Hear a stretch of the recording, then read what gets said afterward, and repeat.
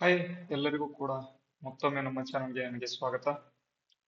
ಏನಪ್ಪಾ ಇವತ್ತಿನ ತರಗತಿ ಅಂತ ಅಂದ್ರೆ ಆಧುನಿಕ ಭಾರತದ ಇತಿಹಾಸ. ನೋಡಿ, ಆಧುನಿಕ ಭಾರತದ ಇತಿಹಾಸದಲ್ಲಿ ಕಂಡು ಬರ್ತಕ್ಕಂತಹ ಒಂದು ತರಗತಿಗಳನ್ನ ನಾವು ಭಾರತಕ್ಕೆ ಯುರೋಪಿಯನ್ನರ ಆಗಮನ ಅಂತ ಇಲ್ಲಿ ಮೊದಲನೇ ತರಗತಿ ಅಂದ್ರೆ ಫಸ್ಟ್ ಕ್ಲಾಸ್ ಅಂತ ನಾವು ಇಲ್ಲಿ ನೋಡ್ತೇವೆ. ಭಾರತಕ್ಕೆ ಯುರೋಪಿಯನ್ನರ ಆಗಮನ ಅಂತ. ಓಕೆನಾ? ಈ ಒಂದು ಭಾರತೀಯರು ನಮ್ಮ ಒಂದು ರಾಜ್ಯಕ್ಕೆ ಯಾವ ರೀತಿ ಅಥವಾ ನಮ್ಮ ಒಂದು ದೇಶಕ್ಕೆ ಯಾವ ರೀತಿ ಬಂದ್ರು, ಮೊದಲು ಯಾರು ಬಂದ್ರು, ಏನು ಯುರೋಪಿಯನ್ನರು ಯಾವ ರೀತಿ ಬಂದ್ರು, ನೆಕ್ಸ್ಟ್ ಡಚ್ಚರು ಯಾವ ರೀತಿ ಬಂದ್ರು, ಫ್ರೆಂಚರು ನಮ್ಮ ಒಂದು ದೇಶಕ್ಕೆ ಯಾವ ರೀತಿ ಬಂದ್ರು, ಕೊನೆಯದಾಗಿ ಬ್ರಿಟಿಷರು ಯಾವ ರೀತಿ ಬಂದ್ರು. ನೋಡಿ, ಈ ಒಂದು ಯುರೋಪಿಯನ್ನರು ಯಾಕಪ್ಪ ಬಂದ್ರು ಅಂತ ಅಂದ್ರೆ ಮೊದಲನೇದಾಗಿ ನಿಮಗೆ ಗೊತ್ತಿರಬೇಕು 1453 ಒಂದು ಕಾನ್ಸ್ಟಾಂಟಿನೋಪಲ್ ಅಂತ. ಕಾನ್ಸ್ಟಾಂಟಿನೋಪಲ್ನ ಒಂದು ಪತನಕ್ಕೆ ಕಾರಣವಾಗಿ ಅಲ್ಲಿ ಏನು ಜಗಳ ಆಗಿರ್ತಕ್ಕಂಥ ಅಲ್ಲಿ ಯುದ್ಧಗಳು ಆಗುವಂತ ಕಾರಣದಿಂದಾಗಿ ಏನು ಡೈರೆಕ್ಟ್ ಆಗಿ ನಮ್ಮ ಒಂದು ಭಾರತದಿಂದ ಇರ್ತಕ್ಕಂತಹ ಒಂದು ಸ್ಪೈಸಸ್ ಅಥವಾ ತೈಲ ಪದಾರ್ಥಗಳು ಏನೇನಿದ್ವು ಅವು ಡೈರೆಕ್ಟ್ ಆಗಿ ಯುರೋಪ್ ತಲುಪುವುದನ್ನ ಮಿಸ್ ಮಾಡ್ಕೊಂಡು ಅದಕ್ಕಾಗಿ ಏನಾಯ್ತು ಅಂತ ಅಂದ್ರೆ ನೆಕ್ಸ್ಟ್ ಇಲ್ಲಿ ಇದನ್ನ ಮಾಡ್ಕೊಳ್ತಾ ಬಂದ್ರು. ಅಂದ್ರೆ ಇದನ್ನ ಅಂದ್ರೆ ಏನು ಇಲ್ಲಿಂದ ಡೈರೆಕ್ಟ್ ಆಗಿ ನೋಡ್ಬೋದು. ಇಲ್ಲಿ ನಮ್ಮ ಒಂದು ಭಾರತ ಇಲ್ಲಿತ್ತು, ಈ ಒಂದು ಕಾನ್ಸ್ಟಾಂಟಿನೋಪಲ್ ಇಲ್ಲಿತ್ತು, ಇಲ್ಲಿ ಪತನ ಆಯಿತು ಈ ಒಂದು ಜಾಗದಲ್ಲಿ. ಅದಕ್ಕಾಗಿ ಏನಪ್ಪಾ ಆಯ್ತು ಅಂತ ಅಂದ್ರೆ ಇಲ್ಲಿಂದ ಡೈರೆಕ್ಟ್ ಆಗಿ ಇಲ್ಲಿಂದ ಹೋಗ್ತಾ ಇಲ್ಲಿ ಯುರೋಪ್ಗೆ ಹೋಗ್ತಾ ಇತ್ತು ಏನು ಕಚ್ಚಾ ಪದಾರ್ಥಗಳು. ಇಲ್ಲಿ ಏನು ಇನ್ನು ಮುಂದೆ ಇಲ್ಲಿ ಜಗಳ ಆಗಿ ಅಥವಾ ಯುದ್ಧ ಆಗಿ ಏನಾಯ್ತು ನಿಂತ್ಕೊಂಡ್ಬಿಡ್ತು. ಅದಕ್ಕಾಗಿ ಇನ್ ಮೇಲೆ ಡೈರೆಕ್ಟ್ ಆಗಿ ಇಲ್ಲಿಂದ ಹೋಗ್ತಾ ಇರಲಿಲ್ಲ, ಅಲ್ಲಿ ಅಟ್ಯಾಕ್ ಮಾಡ್ತಾ ಇದ್ರು. ಅದಕ್ಕಾಗಿ ಏನ್ ಮಾಡಿದ್ರು, ಪೋರ್ಚುಗಲ್ ಅಥವಾ ಇಲ್ಲಿ ಇರ್ತಕ್ಕಂತಹ ರಾಜರುಗಳು ಏನ್ ಮಾಡಿದ್ರು, ನೌಕೆಗಳಿಗೆ ಇದನ್ನ ಮಾಡಿದ್ರು. ಏನು ನೀವು ನೌಕಾಯಾನಗಳನ್ನ ಮಾಡಿ ಇಲ್ಲಿಂದ ನೀವು ಹೆಂಗಾದ್ರೂ ಮಾಡಿ ಭಾರತವನ್ನ ಏನ್ ಮಾಡಿ ಕಂಡು ಹಿಡೀರಿ ಅಂತ ಇಲ್ಲಿ ಹುಡುಕಿದ್ರು. ಅದನ್ನ ನೋಡ್ಕೊಳ್ಳೋಣಂತೆ. ಮೊದಲನೇದಾಗಿ ನಮ್ಮ ಒಂದು ಭಾರತದಲ್ಲಿ ಇಲ್ಲಿ ಯಾರು ಬಂದ್ರು ಅಂತ ಇವೆಲ್ಲವನ್ನು ಕೂಡ ನೋಡ್ಬೋದು. ಓಕೆನಾ? ನೋಡೋಣ. ಇಲ್ಲಿ ಮೊದಲನೇದಾಗಿ ಈ ಒಂದು ಏನು ಪೋರ್ಚುಗೀಸರು, ಡಚ್ಚರು, ಫ್ರೆಂಚರು ಮತ್ತು ಬ್ರಿಟಿಷರು ಯಾವ ರೀತಿ ಬಂದ್ರು ಅಂತ ನೋಡ್ಕೊಳ್ತಾ ಹೋಗೋಣ. ನೋಡಿ, ನಮ್ಮ ಒಂದು ಭಾರತಕ್ಕೆ ಮೊದಲು ಯಾರಪ್ಪ ಯುರೋಪಿಯನ್ನರು ಬಂದಿದ್ದು ಅಂತ ಇಲ್ಲಿ ಪ್ರಶ್ನೆ ಆಗಿದೆ. ಪೋರ್ಚುಗೀಸರು ಬರ್ತಾರೆ. ಅದಕ್ಕಾಗಿ ಇದನ್ನ ನಾವು ನೆನ್ಪಿಟ್ಕೊಳ್ಳಿ. ಪಕ್ಕಾ ಪ್ರಶ್ನೆಗಳು ಇಲ್ಲಿಂದ ಆಗಿರ್ತವೆ, ಅಂದ್ರೆ ಸೇಮ್ ಪ್ರಶ್ನೆಗಳು ಆಗಿದ್ದಾವೆ. ಅದಕ್ಕಾಗಿ ನೆನ್ಪಿಟ್ಕೊಳ್ಳಿ. ಇಲ್ಲಿಂದ ಪ್ರಶ್ನೆಗಳು ಡೈರೆಕ್ಟ್ ಆಗಿ ಬಂದಿದ್ದಾವೆ, ಅದಕ್ಕಾಗಿ ಕೇಳ್ತಾ ಇದ್ದೇನೆ. ಓಕೆನಾ? ನೆಕ್ಸ್ಟ್ ಡಚ್ಚರು ಬರ್ತಾರೆ, ನೆಕ್ಸ್ಟ್ ಫ್ರೆಂಚರು ಬರ್ತಾರೆ, ಕೊನೆಯದಾಗಿ ಬ್ರಿಟಿಷರು ಬರ್ತಾರೆ. ನಮ್ಮ ಒಂದು ಭಾರತಕ್ಕೆ ಬಂದ ಮೊದಲ ಯುರೋಪಿಯನ್ನರು ಯಾರು ಅಂತ ಕೇಳಿದ್ರು ಕೂಡ ಪೋರ್ಚುಗೀಸರು. ನಮ್ಮ ಒಂದು ಭಾರತವನ್ನು ಬಿಟ್ಟು ಹೋದ ಕೊನೆಯ ಒಂದು ಪೋರ್ಚುಗೀಸರು ಯಾರು ಅಂತ ಕೊನೆಯ ಒಂದು ಯುರೋಪಿಯನ್ನರು ಯಾರು ಅಂತ ಕೇಳಿದ್ರು ಇವರೇ, ಪೋರ್ಚುಗೀಸರು. ಓಕೆನಾ? ಇದಕ್ಕೆ ಸಂಬಂಧಪಟ್ಟಂತೆ ಕಠಿಣ ಪ್ರಶ್ನೆಗಳನ್ನು ಕೂಡ ನಾವು ನೋಡೋಣ. ಓಕೆನಾ? ಆಧುನಿಕ ಭಾರತದ ಇತಿಹಾಸವನ್ನ ನಾವೀಗ ಶುರು ಮಾಡೋಣ. ನೋಡಿ, ಮೊದಲನೇದಾಗಿ ಭಾರತಕ್ಕೆ ಯುರೋಪಿಯನ್ನರ ಆಗಮನ ಯಾವ ರೀತಿ ಆಯಿತು ಗ್ಲಿಮ್ಸ್ ಅನ್ನ ನೋಡ್ಕೊಂಡ್ಬಿಡೋಣ. ಪೋರ್ಚುಗೀಸರು ಯಾವ ರೀತಿ ಬಂದ್ರು, ಏನ್ ಮಾಡಿದ್ರು, ಡಚ್ಚರು ಯಾವ ರೀತಿ ಬಂದ್ರು, ಫ್ರೆಂಚರು ಯಾವ ರೀತಿ ಬಂದ್ರು, ಅದರ ಜೊತೆಗೆ ಬ್ರಿಟಿಷರು ಯಾವ ರೀತಿ ಬಂದ್ರು ಅಂತ. ನೋಡಿ, ನಾನು ಮಾಡ್ತಕ್ಕಂಥ ಒಂದು ತರಗತಿಗಳಲ್ಲಿ ಒಂದು ಕ್ವಶನ್ಸ್ ಕೂಡ ನಿಮಗೆ ಇಲ್ಲಿ ಏನಾಗಲ್ಲ, ಮಿಸ್ ಆಗೋದಿಲ್ಲ. ಅದಕ್ಕಾಗಿ ಎಲ್ರು ಕೂಡ ತಪ್ಪದೆ ಏನಪ್ಪ ಮಾಡಿ ಅಂತ ಅಂದ್ರೆ ನೀವು ನಿಮ್ಮ ಒಂದು ಪೆನ್ ಅಥವಾ ಬುಕ್ ಗಳನ್ನ ಇಟ್ಕೊಂಡು ಏನು ನಾನೇನ್ ಹೇಳ್ತೇನೆ ಅದನ್ನ ನೋಟ್ ಮಾಡ್ಕೊಂತ ಹೋದ್ರು ಕೂಡ ಸಾಕು. ಯಾವುದು ಕ್ವಶನ್ಸ್ ಹಿಸ್ಟ್ರಿಯಲ್ಲಿ ಆಧುನಿಕ ಭಾರತದ ಇತಿಹಾಸದಲ್ಲಿ ಒಂದು ಕೂಡ ಕ್ವಶನ್ಸ್ ಮಿಸ್ ಆಗಲ್ಲ ಅಂತ ಹೇಳ್ಬೋದು. ನೋಡಿ, ಮೊದಲನೇದಾಗಿ ಪೋರ್ಚುಗೀಸರು ಭಾರತಕ್ಕೆ ಬಂದರು. ನೋಡಿ, ಕ್ರಿಸ್ತ ಶಕ 1453, ನಾನು ಈಗಾಗಲೇ ಹೇಳಿದೆ. ಆಟೋಮನ್ ಟರ್ಕರ್ ಏನ್ ಮಾಡ್ತಾರೆ, ಕಾನ್ಸ್ಟಾಂಟಿನೋಪಲ್ ಅನ್ನ ವಶಪಡಿಸ್ಕೊಳ್ತಾರೆ.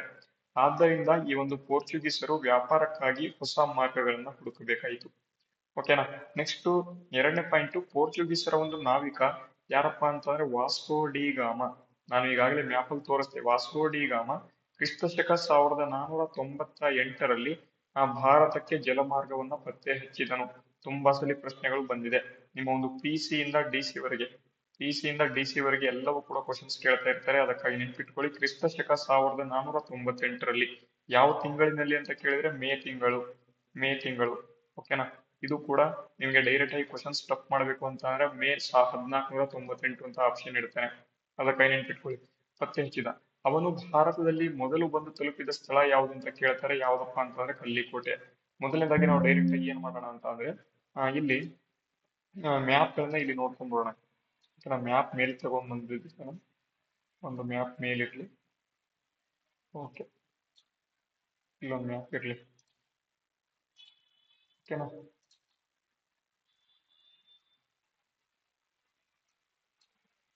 ಓಕೆ, ಇದನ್ನು ಓದ್ತಾ ಇದ್ವಿ. ನೋಡಿ ಇಲ್ಲಿ ಏನಪ್ಪಾ ಅಂತ ಅಂದ್ರೆ 1498ರಲ್ಲಿ ಭಾರತಕ್ಕೆ ಜಲಮಾರ್ಗವನ್ನು ಪತ್ತೆ ಹಚ್ಚಿದ. ಅವನು ಭಾರತದಲ್ಲಿ ಮೊದಲು ಬಂದು ತಲುಪಿದ ಸ್ಥಳ ಕಲ್ಲಿಕೋಟೆ. ಕಲ್ಲಿಕೋಟೆ ಎಲ್ಲಿದೆ ನೋಡಿ, ಕಲ್ಲಿಕೋಟೆ ಎಲ್ಲಿದೆ, ಇಲ್ಲಿದೆ ನೋಡಿ ಕಲ್ಲಿಕೋಟೆ. ಕೇರಳದ ಕ್ಯಾಲಿಕಟ್ ಈ ಒಂದು ಪ್ರದೇಶ ಕಲ್ಲಿಕೋಟೆ. ಓಕೆನಾ. ಓಕೆ, ಈ ಒಂದು ಕೇರಳದ ಕಲ್ಲಿಕೋಟೆಯ ದೊರೆ ಯಾರಿದ್ದ ಅವಾಗ, ಅಥವಾ ರಾಜ ಯಾರಿದ್ದ ಅಂತ ಕೇಳ್ತಾರೆ. ಪಕ್ಕಾ ಪ್ರಶ್ನೆ ಆಗಿದೆ. ಜಾಮೋರಿನ್ ಎಂಬತಕ್ಕಂತ ಒಂದು ರಾಜ ಇದ್ದ. ವಾಸ್ಕೋ ಡಿ ಗಾಮ ಪ್ರಥಮ ಬಾರಿಗೆ ಭಾರತಕ್ಕೆ ಬಂದಾಗ ಇಲ್ಲಿದ್ದಂತಹ ದೊರೆ ಯಾರು ಅಂತ, ಅಥವಾ ರಾಜ ಯಾರು ಆಳ್ತಾ ಇದ್ದ ಅಂತ ಕೇಳಿದ್ರೆ ಜಾಮೋರಿನ್ ಎಂಬತಕ್ಕಂತ ರಾಜ. ಇವನು ವಾಸ್ಕೋ ಡಿ ಗಾಮನನ್ನ ಸ್ವಾಗತಿಸಿ ವ್ಯಾಪಾರಕ್ಕೆ ಅನುಮತಿಯನ್ನ ಕೊಡ್ತಾನೆ.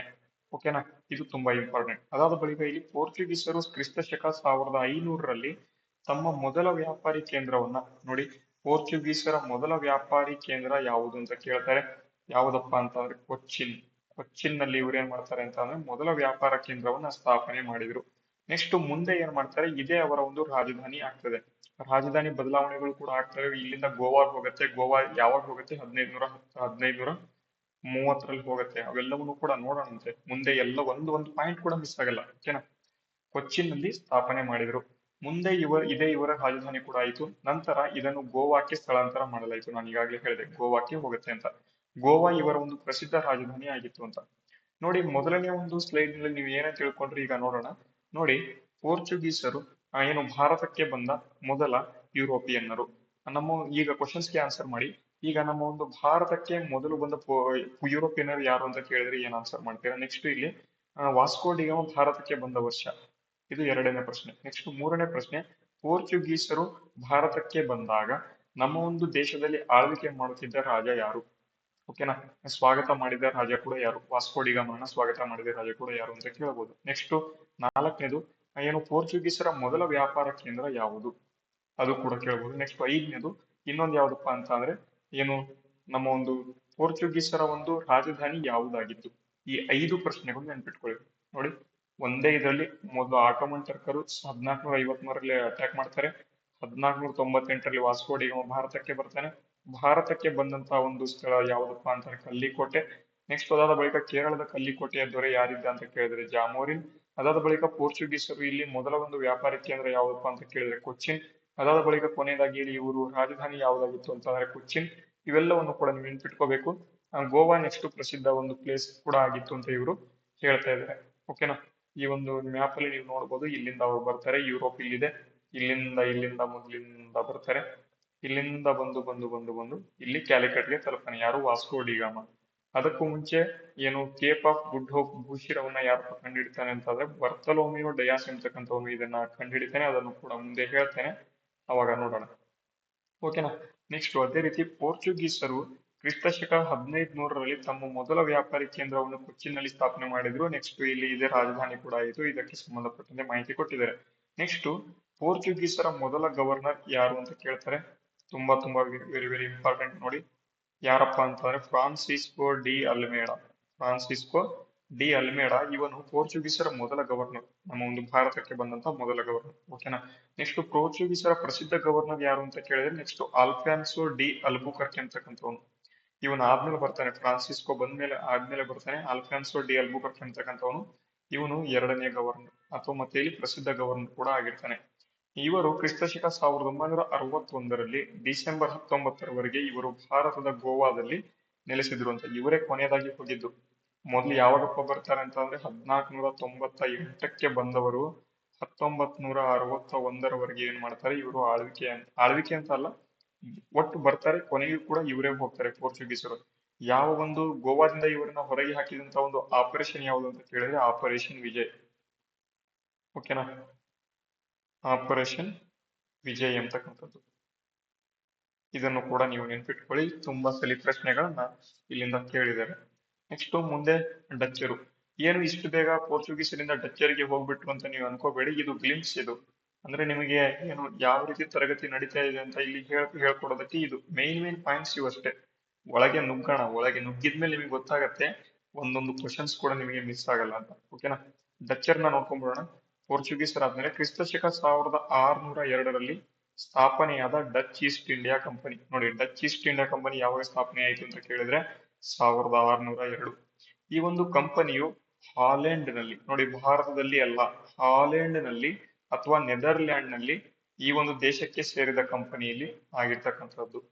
ಕ್ರಿಸ್ತಶಕ 1605ರಲ್ಲಿ ಏನ್ ಮಾಡ್ತಾರೆ, ಇವರು ಮೊದಲು ತಮ್ಮ ಒಂದು ಭಾರತದ ಒಂದು ಮಚಲಿಪಟ್ಟಣ, ನೋಡಿ ಪೋರ್ಚುಗೀಸರ್ದು ಯಾವುದು, ಕೊಚ್ಚಿನ್. ಪೋರ್ಚುಗೀಸರ್ದು ಯಾವುದು, ಕೊಚ್ಚಿನ್. ಓಕೆನಾ. ಡಚ್ಚರ್ ಯಾವುದು, ಮಚಲಿಪಟ್ಟಣ.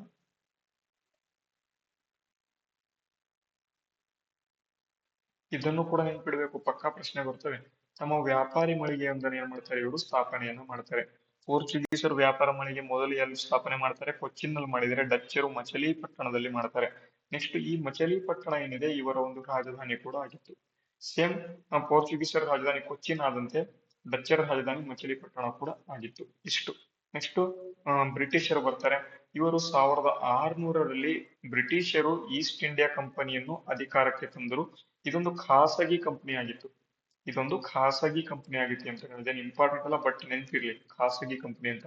ಇದು ಕ್ರಿಸ್ತಶಕ 1608ರಲ್ಲಿ ಭಾರತಕ್ಕೆ ಬಂದು ಸೂರತನ ತಲುಪುತ್ತದೆ. ಬ್ರಿಟಿಷರ ಒಂದು ಈಸ್ಟ್ ಇಂಡಿಯಾ ಕಂಪನಿ ಸೂರತನ ತಲುಪುತ್ತೆ. ಇದು ಕ್ಯಾಪ್ಟನ್ ಹಾಕಿನ್ಸ್ ನ ಒಂದು ನಾಯಕತ್ವದಲ್ಲಿ ಬಂದು ತಲುಪಿತು. ಅಂದ್ರೆ ಈ ಒಂದು British East India company captain Hawkins ಅವರು ಅವರು 1608ರಲ್ಲಿ ಭಾರತಕ್ಕೆ ಬರ್ತಾರೆ. ಗುಜರಾತ್ ನ ಒಂದು ಸೂರತ್ ನಲ್ಲಿ ಅಲ್ಲಿ ಬಂದು ತಲುಪ್ತಾರೆ ಅಂತ. ಭಾರತಕ್ಕೆ ಭೇಟಿ ಕೊಟ್ಟ ಮೊದಲ ಬ್ರಿಟಿಷ್ ರಾಯಭಾರಿ ಅಂತ ಕೇಳಿದ್ರೆ ನೋಡಿ, ನಿಮಗೆ ಪ್ರಶ್ನೆ ಯಾವ ರೀತಿ ಬರ್ತವೆ ಅಂತ ನೆನಪಿಟ್ಕೊಳ್ಳಿ. ಪೋರ್ಚುಗೀಸರ ಮೊದಲ ಒಂದು ಗವರ್ನರ್ ಯಾರು ಅಂತ ಕೇಳಿದ್ರೆ ಫ್ರಾನ್ಸಿಸ್ಕೋ ಡಿ ಅಲ್ಮೇಡಾ. ಅದೇ ರೀತಿ ಭಾರತಕ್ಕೆ ಭೇಟಿ ಕೊಟ್ಟ ಮೊದಲ ಬ್ರಿಟಿಷ್ ರಾಯಭಾರಿ ಅಂತ ಕೇಳಿದ್ರೆ ಕ್ಯಾಪ್ಟನ್ ಹಾಕಿನ್ಸ್ ಅಂತ, ವಿಲಿಯಂ ಹಾಕಿನ್ಸ್ ಅಂತಾನೆ ಕರೀತಾರೆ, ಕ್ಯಾಪ್ಟನ್ ಹಾಕಿನ್ಸ್ ಅಂತ ನೆನ್ಪಿಟ್ಕೊಳ್ಳಿ. ತುಂಬಾ ಸರಿ ಪ್ರಶ್ನೆ ಆಗಿದೆ ಎಕ್ಸಾಮ್ಗಳಲ್ಲಿ. ನೆಕ್ಸ್ಟ್ ನಂತರ ಸರ್ ಥಾಮಸ್ ರೋ ಎಂತಕ್ಕಂಥವನು ಜಹಾಂಗೀರನ ಒಂದು ಆಸ್ಥಾನಕ್ಕೆ ವ್ಯಾಪಾರದ ಅನುಮತಿಗಳಿಗಾಗಿ ಭೇಟಿ ಕೊಟ್ಟು ಅವನಿಂದ ಅನುಮತಿಯನ್ನ ಪಡೆದುಕೊಳ್ತಾನೆ. ನೋಡಿ, ಏನು ಥಾಮಸ್ ರೋ ಏನು ಈಸ್ಟ್ ಇಂಡಿಯಾ ಕಂಪನಿಯನ್ನ ಏನು ಕ್ಯಾಪ್ಟನ್ ಹಾಕಿ ತಂದಿರ್ತಾನೆ, ಅವನಿಗೆ ಏನು ಕೂಡ ಇಲ್ಲಿ ಸಿಕ್ಕಿರೋದಿಲ್ಲ. ಅಂದ್ರೆ ಅವನಿಗೆ ಏನು ವ್ಯಾಪಾರಗಳನ್ನ ಮಾಡೋದಕ್ಕೆ ಇಲ್ಲಿ ಮೊಘಲರು ಆಳ್ವಿಕೆಯನ್ನ ಮಾಡ್ತಿರ್ತಾರೆ, ಮತ್ತೆ ಸ್ಟ್ರಾಂಗ್ ಕೂಡ ಇರ್ತಾರೆ ಮೊಘಲರು. ನಮ್ಮ ಒಂದು ಭಾರತದಲ್ಲಿ ಮೊಘಲರು ಸ್ಟ್ರಾಂಗ್ ಇರೋ ಕಾರಣದಿಂದಾಗಿ ಅಲ್ಲಿ ಯಾರಪ್ಪ ಆಳ್ತಾ ಇದ್ದಂತ ಪ್ರಶ್ನೆ ಕೇಳಬಹುದು, ಜಹಾಂಗೀರ್ ಆಳ್ತಾ ಇದ್ದ. ನೋಡಿ, ಕ್ಯಾಪ್ಟನ್ ಹಾಕಿನ್ಸ್ ಬಂದಾಗ್ಲೂ ಕೂಡ ಜಹಾಂಗೀರ್ನೇ ಆಳ್ತಾ ಇದ್ದ, ಥಾಮಸ್ ರೋ ಬಂದಾಗ್ಲೂ ಕೂಡ ಜಹಾಂಗೀರ್ನೇ ಆಳ್ತಾ ಇದ್ದ. ಇವನ ಆಸ್ಥಾನಕ್ಕೆ ವ್ಯಾಪಾರದ ಅನುಮತಿಗಾಗಿ ಭೇಟಿ ಕೊಟ್ಟು ಅವನಿಂದ ಅನುಮತಿಯನ್ನು ಪಡೆದುಕೊಂಡನು. ನೋಡಿ, ಬ್ರಿಟಿಷರು ಯಾವ ರಾಯಭಾರಿ ಇಲ್ಲಿ ಅನುಮತಿನ ಪಡ್ಕೊಂಡು ಅಂತ ಅಂದ್ರೆ ಕ್ಯಾಪ್ಟನ್ ಹಾಕಿನ್ಸ್ ಅಂತ ನೀವು ಆಪ್ಷನ್ ಹಾಕ್ಬಿಡ್ತೀರಾ. ಇಲ್ಲಿ ಸರ್ ಥಾಮಸ್ ರೋ ಅಂತಕ್ಕಂಥವನು ಇಲ್ಲಿ ಅನುಮತಿನ ಪಡ್ಕೊಳ್ತಾನೆ. ಇವನು ಕೂಡ ಅನುಮತಿ ಪಡ್ಕೊಳಕ್ಕೆ ಬರ್ತಾನೆ, ಆದ್ರೆ ಇವನಿಗೆ ಕೊಡೋದಿಲ್ಲ. ಯಾರಿಗೆ ಕೊಡ್ತಾರೆ, ಸರ್ ಥಾಮಸ್ ರೋ ಅವರಿಗೆ ಕೊಡ್ತಾರೆ. ಓಕೆನಾ. ಬ್ರಿಟಿಷರ ಮೊದಲ ವ್ಯಾಪಾರಿ ಕೇಂದ್ರ ನೋಡಿ ಸೂರತ್ ನಲ್ಲಿ ಸ್ಥಾಪಿತ ಆಯಿತು. ನೋಡಿ, ನಾನು ಈಗಾಗಲೇ ಹೇಳಿದೆ ಯಾರ್ಯಾರಪ್ಪ ಅಂತ ಅಂದ್ರೆ ಏನು ಪೋರ್ಚುಗೀಸರು, ಡಚ್ಚರು, ಇಂಗ್ಲಿಷರು, ಬ್ರಿಟಿಷರು. ಪೋರ್ಚುಗೀಸರ ಒಂದು ಮೊದಲ ಒಂದು ವ್ಯಾಪಾರ ಕೇಂದ್ರ ಎಲ್ಲಪ್ಪ ಅಂತಂದ್ರೆ ಕೊಚ್ಚಿ.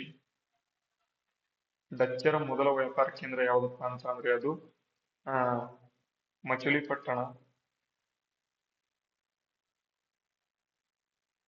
ಅದೇ ರೀತಿಯಲ್ಲಿ ಇಂಗ್ಲಿಷರ ಮೊದಲ ವ್ಯಾಪಾರ ಕೇಂದ್ರ ಯಾವ್ದಪ್ಪ ಅಂತ ಅಂದ್ರೆ ಸೂರತ್. ಓಕೆನಾ. ನೆಕ್ಸ್ಟ್ ಫ್ರೆಂಚರು. ನೋಡಿ, ಫ್ರೆಂಚರು ಕ್ರಿಸ್ತಶಕ 1664ರಲ್ಲಿ ಫ್ರೆಂಚ್ ಈಸ್ಟ್ ಇಂಡಿಯಾ ಕಂಪನಿಯನ್ನ ಇಲ್ಲಿ ಸ್ಥಾಪನೆ ಮಾಡ್ತಾರೆ. ಇದು ಒಂದು ಸರ್ಕಾರಿ ಸ್ವಾಮ್ಯದ ಕಂಪನಿ ಆಗಿರ್ತದೆ, ಸರ್ಕಾರಿ ಕಂಪನಿ. ಬ್ರಿಟಿಷರದ್ದು ಒಂದೇ ಖಾಸಗಿ ಕಂಪನಿ. ನೆಕ್ಸ್ಟ್ ಇವರು ಕ್ರಿಸ್ತಶಕ 1667ರಲ್ಲಿ ಭಾರತದ ಸೂರತ್ ಅಲ್ಲಿ ತಮ್ಮ ಮೊದಲ ವ್ಯಾಪಾರಿ ಕೋಟೆಯನ್ನ ಪ್ರಾರಂಭ ಮಾಡ್ತಾರೆ. ಸೇಮ್ ಇಲ್ಲಿ ನೋಡಿ, ಇಂಗ್ಲಿಷರು ಮತ್ತು ಇನ್ನೊಬ್ರು ಯಾರಪ್ಪ ಅಂತ ಅಂದ್ರೆ ಫ್ರೆಂಚರು. ಇಂಗ್ಲಿಷರು ಮತ್ತು ಫ್ರೆಂಚರು ಏನು ಹತ್ರ ಇರ್ತಾರೆ, ಅದಕ್ಕಾಗಿ ಇವರ ನಡುವೆ ಕೆಲವೊಂದು ಯುದ್ಧಗಳು ಆಗ್ತವೆ. ಆ ಒಂದು ಯುದ್ಧಗಳನ್ನ ಯಾವ ಯುದ್ಧಗಳಂತ ಕರೀತಾರೆ ಅಂದ್ರೆ ಕಾರ್ನಾಟಿಕ್ ಯುದ್ಧಗಳು ಅಂತ ಕರೀತಾರೆ. ಯಾಕೆ ಅಂತ ನೀವು ನೋಡ್ಬೋದು, ಇಂಗ್ಲಿಷರು ಕೂಡ ಸೂರತ್ ನಲ್ಲಿ ವ್ಯಾಪಾರ ಕೇಂದ್ರವನ್ನ ಶುರು ಮಾಡಿರ್ತಾರೆ, ಫ್ರೆಂಚರು ಕೂಡ ಸೂರತ್ ನಲ್ಲಿ ಮಾಡ್ತಾರೆ. ಇಬ್ರು ಕೂಡ ಹತ್ರ ಇರೋ ಕಾರಣದಿಂದಾಗಿ ಇಬ್ರು ಕೂಡ ಏನ್ ಮಾಡ್ತಾರೆ, ಜಗಳ ಆಡ್ತಾರೆ. ಈ ರೀತಿಯಾಗಿ ಜಗಳ ಆಗತ್ತೆ. ಓಕೆನಾ. ನೆಕ್ಸ್ಟ್ ನೋಡಿ, ಫ್ರೆಂಚರ ಒಂದು ಸ್ಥಾಪನೆ ಆಯಿತು. ಸೂರತ್ ನಲ್ಲಿ ತಮ್ಮ ಮೊದಲ ವ್ಯಾಪಾರಿ ಕೋಟೆಯನ್ನು ಆರಂಭ ಮಾಡ್ತಾರೆ. ಫ್ರೆಂಚರ ರಾಜಧಾನಿಯಲ್ಲಿ ಪಾಂಡಿಚೇರಿ ಆಗಿತ್ತು. ಕ್ರಿಸ್ತಶಕ 1742ರಲ್ಲಿ ಭಾರತಕ್ಕೆ ಬಂದ ಡೂಪ್ಲೆ ಫ್ರೆಂಚರ ಅಧಿಕಾರ ವಿಸ್ತರಣೆಯಲ್ಲಿ ಮಹತ್ವದ ಕಾರ್ಯವನ್ನ ಇಲ್ಲಿ ಮಾಡ್ತಾನೆ. ಇವನು ಮೊದಲ ಗವರ್ನರ್ ಕೂಡ ಆಗಿದ್ದ. ನೋಡಿ, ಫ್ರೆಂಚರ ಮೊದಲ ಗವರ್ನರ್ ಯಾರಪ್ಪ ಅಂತ ಅಂದ್ರೆ ಯಾರಪ್ಪ ಬಂದಿದ್ದು ಭಾರತಕ್ಕೆ ಅಂತ ಅಂದ್ರೆ ಡೂಪ್ಲೆ. ಓಕೆನಾ. Very important. ಡೂಪ್ಲೆ ಎಂತ ಮನುಷ್ಯ ಇದ್ದ ಅಂತ ಅಂದ್ರೆ ಅವನೇನಾದ್ರೂ ನಮ್ಮ ಒಂದು ಭಾರತದಲ್ಲಿ ಇದ್ಬಿಟ್ಟಿದ್ರೆ ಅವಾಗ ಅವನ್ನ ವಾಪಸ್ ಕರ್ಕೋತಾರೆ. ಎರಡನೇ ಕಾರ್ನಾಟಿಕ್ ಯುದ್ಧ ಆದ್ಮೇಲೆ ಅವನ್ನ ವಾಪಸ್ ಕರ್ಕೋತಾರೆ. ಏನಾದ್ರೂ ಕರ್ಕೊಂಡಿಲ್ಲ ಅಂದಿದ್ರೆ ಬ್ರಿಟಿಷರು ಭಾರತದಲ್ಲಿ ಇರ್ತಾ ಇರ್ಲಿಲ್ಲ. ಬ್ರಿಟಿಷರು ಭಾರತಕ್ಕೆ ನೆಲೆ ಊರೋದಕ್ಕೆ ಕಾರಣ ಈ ಒಂದು ಡೂಪ್ಲೆಯನ್ನ ಫ್ರೆಂಚರು ವಾಪಸ್ ಕರ್ಕೊಂಡಿದ್ದು. ಇಲ್ಲ ಅಂತ ಅಂದ್ರೆ ಬ್ರಿಟಿಷರು ನಮ್ಮ ಒಂದು ಭಾರತದಲ್ಲಿ ನೆಲೆಯೂರೋದಕ್ಕೆ ಆಗ್ತಾ ಇರ್ಲಿಲ್ಲ. ಫ್ರೆಂಚರ ಒಂದು ಡೂಪ್ಲೆ ಏನಿದ್ದ, ಅವನು ಯಾವ ರೀತಿ ಮೈಂಡ್ ಓಡಿಸ್ತಿದ್ದ ಅಂತ ಅಂದ್ರೆ, ಆ ಏನು ಯಾವನೇ ಬರ್ಲಿ ಎಲ್ಲರಿಗೂ ಕೂಡ ಯಾವ ರೀತಿ ಹೊಡಿಬೇಕು, ಯಾವ ರೀತಿ ಗೆಲ್ಬೇಕು ಅಂತಕ್ಕಂಥದ್ದು ಇವನಿಗೆ ಗೊತ್ತಿತ್ತು. ಆದ್ರೆ ಇವನ್ ಏನ್ ಮಾಡ್ತಾರೆ, ಎರಡನೇ ಒಂದು ಕರ್ನಾಟಕ ಯುದ್ಧ ಸೋತ ಕಾರಣದಿಂದಾಗಿ ಇವನ್ನ ಫ್ರೆಂಚರು ವಾಪಸ್ ಕರ್ಕೊಂಡ್ಬಿಡ್ತಾರೆ. ಓಕೆನಾ? ಓಕೆ. ಈಗಾಗಲೇ ನಾನು ಹೇಳಿದೆ ಸೂರತ್ ನಲ್ಲಿ ಏನಪ್ಪಾ ಆಗತ್ತೆ ಅಂತಂದ್ರೆ ಫ್ರೆಂಚರು ಕೂಡ ಅವರ ಒಂದು ವ್ಯಾಪಾರ ಕೇಂದ್ರವನ್ನ ಶುರು ಮಾಡ್ತಾರೆ. ನೆಕ್ಸ್ಟ್ ಇಲ್ಲಿ ಬ್ರಿಟಿಷರು ಕೂಡ ಮಾಡ್ತಾರೆ. ಅದಕ್ಕಾಗಿ ಅವರಿಗೆ ಅವರ ನಡುವೆ ಜಗಳಗಳು ಆಗ್ತವೆ. ಆ ಒಂದು ಜಗಳಗಳು ಯಾವ ರೀತಿ ಆಗ್ತವೆ ಅಂತ ಅಂದ್ರೆ, ಇಲ್ಲಿ ಮೂರು ಜಗಳಗಳು ಆಗ್ತವೆ. ಕಾರ್ನಾಟಿಕ್ ಯುದ್ಧಗಳು ಅಂತ ನಾವು ಅದನ್ನ ಕರಿತೇವೆ. ನೋಡಿ, ಮೊದಲನೇ ಕಾರ್ನಾಟಿಕ್ ಯುದ್ಧ, ಇದು ಗ್ಲಿಮ್ಸ್ ಅಷ್ಟೇ. ಈ ಒಂದು ಯುದ್ಧದ ಬಗ್ಗೆ ಸಂಪೂರ್ಣವಾಗಿ ಬಿಡಿಸಿ ಹೇಳ್ತೇನೆ. ಇಲ್ಲಿ ಜಸ್ಟ್ ನಿಮಗೆ ಗೊತ್ತಿರಬೇಕು ಯಾವ ರೀತಿ ನಮ್ಮ ಒಂದು ಭಾರತಕ್ಕೆ ಬಂದ್ರು ಇವರು, ಯಾವ ರೀತಿ ಆಯಿತು ಜಗಳ, ಇವೆಲ್ಲವೂ ಕೂಡ ಗೊತ್ತಿರಬೇಕು. ಓಕೆನಾ? ಮೊದಲ ಕಾರ್ನಾಟಿಕ್ ಯುದ್ಧ ನೋಡಿ, ಕ್ರಿಸ್ತ ಶಕ 1746 48 ಅಂತ. French governor Dupleix French governor Dupleix ಮತ್ತು ಬ್ರಿಟಿಷರ ಮಧ್ಯ ನಡೆಯುತ್ತೆ. ಇದರಲ್ಲಿ ಬ್ರಿಟಿಷರು ಸೋಲ್ತಾರೆ. ಓಕೆನಾ? ಈ ಒಂದು ಯುದ್ಧದ ಒಂದು ಟ್ರೀಟಿ ಅಥವಾ ಒಂದು ಒಪ್ಪಂದ ಯಾವ್ದಪ್ಪ ಅಂತಂದ್ರೆ ಎಕ್ಸಲಾ ಚಾಪೆಲ್ ಒಪ್ಪಂದ ಅಂತ. ಇದನ್ನ ಒಪ್ಪಂದದ ಕ್ರಿಸ್ತಶಕ 1748 ಮೂಲಕ ಕೊನೆಗೊಳ್ತದೆ. ಇದು ತುಂಬಾ ಇಂಪಾರ್ಟೆಂಟ್. ಎಕ್ಸಲಾ ಚಾಪೆಲ್ ಒಪ್ಪಂದ ನಿಮಗೇನು ಕೂಡ ಗೊತ್ತಿರಬಾರ್ದು. ಮೊದಲ ಕಾರ್ನಾಟಿಕ್ ಯುದ್ಧ ಗೊತ್ತಿರಬೇಕು. ಫ್ರೆಂಚ್ ಮತ್ತು ಬ್ರಿಟಿಷರ ನಡುವೆ ನಡೆಯುತ್ತೆ. ಎಕ್ಸಲಾ ಚಾಪೆಲ್ ಒಪ್ಪಂದದ ಮೂಲಕ 1748ರಲ್ಲಿ ಏನಾಗ್ತದೆ, ಮುಗಿಯುತ್ತೆ. ಯಾರು ಗೆದ್ದಿದ್ದು? ಫ್ರೆಂಚರ್ ಗೆದ್ದಿದ್ದು, ಬ್ರಿಟಿಷರ್ ಸೋತಿದ್ದು. ಓಕೆನಾ? ನೆಕ್ಸ್ಟ್ ಎರಡನೇ ಕಾರ್ನಾಟಿಕ್ ಯುದ್ಧವನ್ನ ನೋಡಿ, ಕ್ರಿಸ್ತ ಶಕ 1749 1755 ಅಂತ ಕೊಟ್ಟಿದ್ದಾರೆ. ಇಲ್ಲಿ ಫ್ರೆಂಚ್ ಗವರ್ನರ್ ಡೂಪ್ಲೆ ಮತ್ತು ಬ್ರಿಟಿಷ್ ಗವರ್ನರ್ ರಾಬರ್ಟ್ ಕ್ಲೈವ್. ನೋಡಿ, ರಾಬರ್ಟ್ ಕ್ಲೈವ್ ಕೂಡ ಅತ್ಯಂತ ಏನಪ್ಪಾ ಅಂದ್ರೆ ಮೈಂಡ್ ಓಡಿಸ್ತಕ್ಕಂಥ ಒಂದು ವ್ಯಕ್ತಿ ಇದ್ದ. ಇವರ ನಡುವೆ ಯುದ್ಧ ಆಗುತ್ತೆ. ಯುದ್ಧ ಆಗೋ ಕಾರಣದಿಂದಾಗಿ ಇಲ್ಲಿ ಡೂಪ್ಲೆ ಸೋಲನ್ನ ಅನುಭವಿಸ್ತಾನೆ. ಅದಕ್ಕಾಗಿ ಏನ್ ಮಾಡ್ತಾರೆ, ಕ್ರಿಸ್ತ ಶಕ 1755ರಲ್ಲಿ ಪಾಂಡಿಚೇರಿ ಒಪ್ಪಂದದ ಮೂಲಕ ಏನ್ ಮಾಡ್ತಾರೆ, ಈ ಯುದ್ಧ ಕೊನೆಯಾಗುತ್ತೆ. ಮೊದಲ ಕಾರ್ನಾಟಿಕ್ ಯುದ್ಧದಲ್ಲಿ ಸೋತಿರ್ತಕ್ಕಂಥ ಒಂದು ಬ್ರಿಟಿಷರು ಎರಡನೇ ಕಾರ್ನಾಟಿಕ್ ಯುದ್ಧದಲ್ಲಿ ಯಾಕಪ್ಪ ಗೆಲ್ತಾರೆ ಅಂತಂದ್ರೆ, ಅಲ್ಲಿ ಯಾರು ಬಂದಿರ್ತಾನೆ, ರಾಬರ್ಟ್ ಕ್ಲೈವ್ ಬಂದಿರ್ತಾನೆ. ಆ ಒಂದು ಒಂದೇ ಕಾರಣಕ್ಕೆ ಏನ್ ಮಾಡ್ತಾನೆ ಅಂತ ಅಂದ್ರೆ, ಎರಡನೇ ಕಾರ್ನಾಟಿಕ್ ಯುದ್ಧ ಡೂಪ್ಲೆ ಸೋಲೋದಕ್ಕೆ ಇಲ್ಲಿ ಕಾರಣ ಆಗುತ್ತೆ. ಇಲ್ಲ ಅಂತ ಅಂದ್ರೆ ಡೂಪ್ಲೆ ಏನ್ ಮಾಡ್ತಾನೆ, ಭಾರತವನ್ನ ಮೂರನೇ ಕಾರ್ನಾಟಿಕ್ ಯುದ್ಧಕ್ಕೆ ತೆಗೆದುಕೊಂಡು ಹೋಗ್ತಾ ಇದ್ದ. ಅಷ್ಟರೊಳಗೆ ಏನ್ ಮಾಡ್ತಾರೆ, ಈ ಒಂದು ಮೂರನೇ ಕಾರ್ನಾಟಿಕ್ ಯುದ್ಧ ಆಗೋದಕ್ಕಿಂತ ಮುಂಚೆ ಈ ಒಂದು ಡೂಪ್ಲೆನ ಏನ್ ಮಾಡ್ತಾರೆ, ಫ್ರೆಂಚರು ವಾಪಸ್ ಕಳಿಸ್ಕೊಂಡ್ಬಿಡ್ತಾರೆ ಫ್ರಾನ್ಸ್ಗೆ. ಓಕೆನಾ? ಮೂರನೇ ಕಾರ್ನಾಟಿಕ್ ಯುದ್ಧ ನೋಡಿ, 1756 63 ಅಂತ. ನೋಡಿ, ಇಸ್ವಿ ನೆನ್ಪಿಟ್ಕೊಳ್ಳಿ, ಪಕ್ಕಾ ಪ್ರಶ್ನೆ ಬರ್ತವೆ. 49 55, ನೆಕ್ಸ್ಟ್ 56 63. ವಾಂಡಿವಾಸ್ ಕದನ ಆಗತ್ತೆ. ವಾಂಡಿವಾಸ್ ಪ್ಯಾರಿಸ್ ಒಪ್ಪಂದದ ಮೂಲಕ ನಡೆಯುತ್ತೆ. ಯಾವಾಗಪ್ಪ ಅಂತ 1760. ಇದು ಕೂಡ ಸೇಮ್ ಬ್ರಿಟಿಷರು ಮತ್ತು ಫ್ರೆಂಚರು. ಆದ್ರೆ ಈ ಒಂದು ಕದನ ಎಲ್ಲಪ್ಪ ಆಗತ್ತೆ ಅಂತ ಅಂದ್ರೆ ಫ್ರಾನ್ಸ್ ನಲ್ಲಿ ಆಗುತ್ತೆ. ಅದು ಗೊತ್ತಿರಬೇಕು, ಪ್ಯಾರಿಸ್ ನಲ್ಲಿ ಆಗುತ್ತೆ. ಓಕೆನಾ? ನೋಡಿ, ಈ ಯುದ್ಧವು ಮೂರನೇ ಕಾರ್ನಾಟಿಕ್ ಯುದ್ಧ ನೋಡಿ, ಈಗ 1756 ಈ ಯುದ್ಧ ಏನ್ ಮಾಡ್ತಾರೆ, ಫ್ರೆಂಚ್ ಗವರ್ನರ್ ಕೌಂಟ್ ಡಿ ಲಾಲಿ ಮತ್ತು ಬ್ರಿಟಿಷರ ರಾಬರ್ಟ್ ಕ್ಲೈವ್ ಇವರ ನಡುವೆ ನಡೆಯುತ್ತೆ. ಈ ಯುದ್ಧದಲ್ಲಿ ಫ್ರೆಂಚರು ಕೂಡ ಇಲ್ಲೂ ಕೂಡ ಸೋಲ್ತಾರೆ. ಇಲ್ಲೇನಾದ್ರೂ ಡೂಪ್ಲೆ ಇದ್ದಿದ್ರೆ ಮುಗಿತಾ ಹೋಗ್ತಿತ್ತು, ನಮ್ಮ ಒಂದು ಬ್ರಿಟಿಷರ ಕಥೆನೆ ಮುಗಿತಾ ಇತ್ತು. ಆದ್ರೆ ಡೂಪ್ಲೆ ಇರಲಿಲ್ಲ, ವಾಪಸ್ ಕರ್ಕೊಂಡಿದ್ರು. ಮತ್ತು ಈ ಒಂದು ವೇಳೆಗೆ ಕ್ರಿಸ್ತ ಶಕ 1763ರಲ್ಲಿ ಯುರೋಪಿನಲ್ಲಿ ಸಪ್ತವಾರ್ಷಿಕ ಯುದ್ಧಗಳು, 7 ಇಯರ್ ವಾರ್ ನಡೀತಾ ಇರ್ತವೆ. ವಾಂಡಿವಾಸ್ ಕದನದ ಮುಖಾಂತರ ಇಲ್ಲಿ ನಡೀತಾ ಇರ್ತವೆ. ಇದರ ಕೊನೆಗೊಂಡು ಪ್ಯಾರಿಸ್ ಶಾಂತಿ ಒಪ್ಪಂದ ಇಲ್ಲಿ ಏರ್ಪಟ್ಟಿತು. ಪ್ಯಾರಿಸ್ ಒಪ್ಪಂದ ಅಲ್ಲಾಗಿದ್ದು, ಇಲ್ಲೂ ಕೂಡ ಅದೇ ಅದರ ಒಂದು ಶಾಂತಿ ಒಪ್ಪಂದದ ಮೂಲಕ ಫ್ರೆಂಚರು ಇಲ್ಲಿಂದ ಬಿಟ್ಟೇ ಹೋಗ್ಬಿಡ್ತಾರೆ ಭಾರತದಿಂದ. ಈ ಯುದ್ಧಗಳ ಪರಿಣಾಮದಿಂದಾಗಿ ಫ್ರೆಂಚರು ಸೋಲನ್ನು ಅನುಭವಿಸಿ ಅವರ ಪ್ರಾಬಲ್ಯವನ್ನ ಭಾರತದಲ್ಲಿ ಕಳ್ಕೊಳ್ತಾರೆ. ಈ ರೀತಿಯಾಗಿ ಫ್ರೆಂಚರ ಅವನತಿ ಆಗ್ತದೆ. ಫ್ರೆಂಚರು ಹೋಗ್ಬಿಟ್ರು 1763ರಲ್ಲಿ. ಬಂದಿದ್ದ ಯಾವಾಗ, 1664ರಲ್ಲಿ ಬಂದ್ರು. ನೆಕ್ಸ್ಟ್ 1763ರಲ್ಲಿ ಅರೌಂಡ್ 100 ಇಯರ್ಸ್ ಬಂದ್ರು. 100 ಇಯರ್ಸ್ 100 ವರ್ಷಗಳ ಕಾಲ ಇದ್ದು ಹೋಗ್ಬಿಟ್ರು ಅಂತ. ಓಕೆನಾ? ಇದು ಗ್ಲಿಮ್ಸ್ ಕಂಡ್ರಿ. ಇದುವರೆಗೂ ಹೇಳಿದ್ದೇನಪ್ಪಾ ಅಂತಂದ್ರೆ ಗ್ಲಿಮ್ಸ್, ಯಾರ್ಯಾರು ಬರ್ತಾರೆ, ಯಾವ ರೀತಿ ಆಗ್ತದೆ ಯುದ್ಧ, ಏನಾಗ್ತದೆ, ತರಗತಿ ಯಾವ ರೀತಿ ಇರ್ತದೆ, ಇದರ ಬಗ್ಗೆ ಗ್ಲಿಮ್ಸ್ ಕೊಟ್ಟಿದ್ದೇನೆ ಈ ಒಂದು ತರಗತಿಯಲ್ಲಿ. ನಿಮ್ಗೆಲ್ರಿಗೂ ಕೂಡ ಇಷ್ಟ ಆಯ್ತು ಅಂತ ಅನ್ಕೊಂಡಿದ್ದೇನೆ. ನೋಡಿ, ಏನು ನಮಗೆ ತರಗತಿಗಳನ್ನ ಹೇಳ್ತಾರೆ, ಇವ್ರೇನ್ ಮಾಡಿದ್ದಾರೆ ಅಂತ ನೀವು ಕೇಳಬಹುದು. ನಮ್ಮ ಬಗ್ಗೆ ಸ್ವಲ್ಪ ಇಲ್ಲಿ ಹೇಳ್ಬಿಡ್ತೇನೆ. ಯಾಕೆ ಅಂತ ತುಂಬಾ ಇಂಪಾರ್ಟೆಂಟ್ ನಮ್ಮ ಬಗ್ಗೆ ಹೇಳೋದು. ಇಲ್ಲ ಅಂತಂದ್ರೆ ಏನಾಗುತ್ತೆ ಅಂತ ಅಂದ್ರೆ ಯಾರಿಗೂ ಕೂಡ ಗೊತ್ತಾಗೋದಿಲ್ಲ ನಮ್ಮ ಬಗ್ಗೆ. ಸುಮ್ನೆ ಕ್ಲಾಸ್ ಮಾಡ್ತಿರ್ತೀವಿ, ನಾವು ಯಾರು ಅಂತ ಹೇಳ್ಕೊಂಡಿಲ್ಲ ಅಂತ ಅಂದ್ರೆ ಕ್ಲಾಸ್ ಕೂಡ ನೋಡೋದಿಲ್ಲ. ಅದಕ್ಕಾಗಿ ಒಂದು ನಮ್ಮ ಬಗ್ಗೆ ಸ್ವಲ್ಪ ಮಾಹಿತಿಗಳನ್ನು ಕೂಡ ಕೊಟ್ಟು ಬಿಡ್ತೇನೆ. ಓಕೆನಾ? ಓಕೆ ನೋಡಿ. ಹ್ಮ್ ಮೇಯ್ನ್ ಆಗಿ ನಮ್ಮ ಒಂದು ಬಗ್ಗೆ ನೋಡೋದಾದ್ರೆ ಪ್ರೆಸೆಂಟ್ ಆಗಿ ನಾವು ವರ್ಕ್ ಮಾಡ್ತಾ ಇದ್ದೇವೆ ಎಲ್ಲಪ್ಪ ಅಂತ ಅಂದ್ರೆ ಕರ್ನಾಟಕ ಗ್ರಾಮೀಣ ಬ್ಯಾಂಕ್.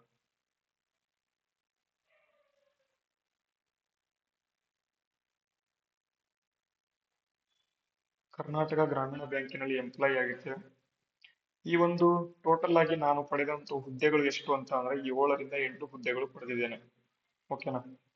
ನಾನು ಈಗಾಗಲೇ 2 ರಿಂದ 3 ಸಲ ಹೇಳಿದ್ದೇನೆ, ಆದ್ರೂ ಕೂಡ ಮತ್ತೆ ಹೇಳ್ತಾ ಇದ್ದೇನೆ. ನೋಡಿ, ಪ್ರಥಮ ಬಾರಿಗೆ police constable, CAR, DR. Next ಅದಾದ ಬಳಿಕ cotton corporation of India central government job. Next ಅದಾದ ಬಳಿಕ ಏನು ನಮ್ಮ ಒಂದು ಬ್ಯಾಂಕಿನ ಒಂದು RRB ಕ್ಲರ್ಕ್, ನಮ್ಮ ಒಂದು ಗ್ರಾಮೀಣ ಬ್ಯಾಂಕಿನ ಒಂದು ಕ್ಲರ್ಕ್ ಹುದ್ದೆ, ಅದರ ಜೊತೆಗೇನೆ PO ಹುದ್ದೆ. ನೆಕ್ಸ್ಟ್ ಅದಾದ ಬಳಿಕ IBPS PO, central bank of ಇಂಡಿಯಾನ ಒಂದು PO, ಇದು ಕೂಡ ಸೆಂಟ್ರಲ್ ಗೌರ್ನಮೆಂಟ್ ಜಾಬ್. ಅದಾದ ಬಳಿಕ ಇಲ್ಲಿ agriculture field officer, AFO, Punjab national bank. ಅದಾದ ಬಳಿಕ union bank of India, local bank officer ಅಂತ. ನೆಕ್ಸ್ಟ್ ಅದಾದ ಬಳಿಕ Indian bank LBO, local bank officer. ಅದಾದ ಬಳಿಕ ಕೊನೆಯದಾಗಿ ಇನ್ನೊಂದು ಯಾವ್ದಪ್ಪ ಅಂತ ಬ್ಯಾಂಕ್ ಆಫ್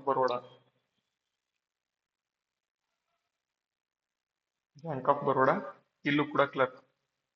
ನೋಡಿ, ಇಷ್ಟು ಹುದ್ದೆಗಳನ್ನು ನಾನು ಪಡೆದುಕೊಂಡಿದ್ದೇನೆ. ಅದಕ್ಕಾಗಿ ನನಗೆ ಏನಪ್ಪಾ ಅಂತ ಅಂದ್ರೆ ಅದಾದ ಬಳಿಕ ಕೆಲವೊಂದು ಇನ್ನೊಂದು ಹುದ್ದೆ ಕೂಡ ಪಡ್ಕೊಂಡಿದ್ದೇನೆ. ಯಾವ್ದಪ್ಪ ಅಂತ ಅಂದ್ರೆ ನಮ್ಮೊಂದು ಸ್ಟೇಟ್ ಗೌರ್ಮೆಂಟ್ ನ ಒಂದು ಕ್ವಾಲಿಟಿ ಇನ್ಸ್ಪೆಕ್ಟರ್ 1:3 ಅಲ್ಲಿ ಹೆಸರು ಕೂಡ ಬಂದಿದೆ. ಅದನ್ನ ಬೇಕಾದ್ರೆ ನಮ್ಮ ಒಂದು ವಿಡಿಯೋಗಳಲ್ಲಿ ನೀವು ನೋಡಬಹುದು. ಇಷ್ಟು ಹುದ್ದೆಗಳನ್ನು ನಾನು ಪಡೆದುಕೊಂಡಿದ್ದೇನೆ. ನಮ್ಮ ಒಂದು ತರಗತಿ ನಿಮಗೆ ಯೂಸ್ಫುಲ್ ಆಗೇ ಆಗುತ್ತೆ. ಯಾಕೆ ಅಂತ ಅಂದ್ರೆ ನೀವು ಹುದ್ದೆಗಳನ್ನ ಪಡೆದಿರೋ ತರ ನೀವು ಏನಾದ್ರು ಓದಿದ್ರಿ ಅಂತ ಅಂದ್ರೆ ನಮಗೆ ಗೊತ್ತಿರುತ್ತೆ ನಿಮಗೆ ಯಾವ ರೀತಿ ಓದ್ಬೇಕು, ಯಾವ ರೀತಿ ಓದಿಸ್ಬೇಕು, ಎಲ್ಲಿ ನೀವು ಎಡವ್ತೀರಾ. ಮತ್ತೆ ಬ್ಯಾಂಕ್ಗಳಿಗೆ ಸಂಬಂಧಪಟ್ಟಂತೆ ನಾನು ತರಗತಿಗಳನ್ನ ಕ್ಲಿಯರ್ ಆಗಿ ಹೇಳ್ತೇನೆ. ಮತ್ತೆ ಇಲ್ಲಿ ಕ್ವಾಲಿಟಿ ಇನ್ಸ್ಪೆಕ್ಟರ್ ಕ್ಲಿಯರ್ ಮಾಡಿರೋ ಕಾರಣದಿಂದಾಗಿ ನಾನೇನಪ್ಪಾ ಅಂತ ಅಂದ್ರೆ ಸ್ಟೇಟ್ಗೂ ಕೂಡ ನಮ್ಮ ಒಂದು ವಿದ್ಯಾರ್ಥಿಗಳು ತುಂಬಾ ಜನ ಇರೋ ಕಾರಣದಿಂದಾಗಿ, ನಮ್ಮ ಒಂದು ತರಗತಿ ಮಾಡ್ತಾ ಇರೋ ಕಾರಣದಿಂದಾಗಿ ಸ್ಟೇಟ್ಗೆ ಸಂಬಂಧಪಟ್ಟಂತೆ ಇತಿಹಾಸ ಅಂತ ನನಗೆ ತುಂಬಾ ಇಷ್ಟವಾದ ಸಬ್ಜೆಕ್ಟ್ ಇದು. ಅದಕ್ಕಾಗಿ ಇತಿಹಾಸಕ್ಕೆ ಸಂಬಂಧಪಟ್ಟಂತೆ ಆಧುನಿಕ ಭಾರತದ ಇತಿಹಾಸವನ್ನು ಕೂಡ ನಿಮಗೆ ಗೊತ್ತಾಗಲಿ ಅಥವಾ ನಿಮಗೆ ಮಾರ್ಕ್ಸ್ ಬರಲಿ, ಮತ್ತೆ ನೀವು ಕೂಡ ಬೇಗ ಜಾಬ್ ತಗೊಂಡ್ಲಿ ಅನ್ನೋ ಕಾರಣದಿಂದಾಗಿ ತರಗತಿಗಳನ್ನ ಮಾಡ್ಕೊಳ್ತಾ ಹೋಗ್ತಾ ಇದ್ದೇನೆ. ಎಲ್ಲಾ ತರಗತಿಗಳು ಫ್ರೀ ಇರ್ತವೆ, ಯಾವುದೇ ಪೇಯ್ಡ್ ಕ್ಲಾಸಸ್ ಇರೋದಿಲ್ಲ. ಎಲ್ಲರೂ ಕೂಡ ತರಗತಿಗಳನ್ನ ಗಮನಿಸಿ ಸಂಪೂರ್ಣವಾಗಿ ನೋಡಿ. ನಿಮಗೆ ಇಷ್ಟ ಆದ್ರೆ ವಿಡಿಯೋಗೆ ಒಂದು ಲೈಕ್ ಮಾಡಿ, ಕೊನೆಗೆ ಲೈಕ್ ಮಾಡಿ, ಸಬ್ಸ್ಕ್ರೈಬ್ ಮಾಡಿ. ಈ ಒಂದು ತರಗತಿಯನ್ನ ಕೊನೆಯವರೆಗೆ ನೋಡಿದಂತ ಎಲ್ಲಾ ವಿದ್ಯಾರ್ಥಿಗಳಿಗೆ ಧನ್ಯವಾದಗಳನ್ನು ತಿಳಿಸ್ತಾ ಇವತ್ತಿನ ತರಗತಿಗಳನ್ನು ಇಲ್ಲಿಗೆ ಮುಗಿಸೋಣ. ಮುಂದಿನ ತರಗತಿಯಲ್ಲಿ ಸಿಗೋಣ ಅಂತೆ. ನೆಕ್ಸ್ಟ್ ಜೈ ಹಿಂದ್ ಅಂತ ಹೇಳ್ತಾ ವಿಡಿಯೋನ ಮುಗಿಸ್ತೇನೆ. ಜೈ ಹಿಂದ್, ವಂದೇ ಮಾತರಂ.